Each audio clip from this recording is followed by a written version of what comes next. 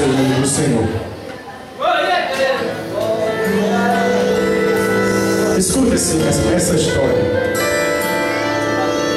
Às vezes é difícil dar glória em meio à tristeza, em meio à prova.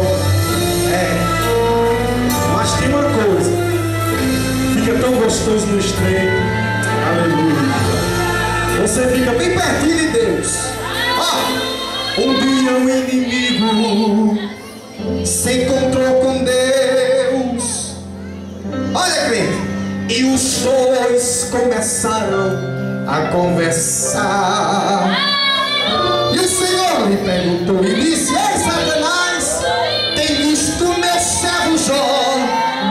É um homem temente que do mal ele sabe se desviar. Aí o inimigo esperta, aí o inimigo lhe respondeu e disse: Jó, olha, Deus, ele é fiel a ti, é por causa dos seus bens. Eu quero ver ele continuar assim. Se eu for lá e tocares em sua riqueza, e tocares em sua família, e na saúde também. Mas Deus conhecia, Deus autorizou tocar em tudo. E Jó construiu com suas próprias mãos. Daí Deus lhe ordenou e disse: ei, Satanás, vai lá, toque em tudo que quiser, mas porém jamais toque no seu coração.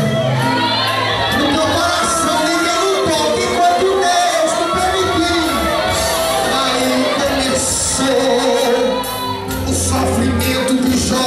Olha, crente, em questão de tempo começou a perder tudo. Imagina só, os seus bens, sua riqueza, sua família começou a se desfazer. E tudo isso era em fração de segundos. Imagina agora dentro da história. Daí a sua mulher assim falou e disse: ei, Jó, amaldiçoa esse teu Deus e morre, e acaba com esta tua dor. Mas olha, irmão, já disse: ei, mulher, Deus me deu e Ele mesmo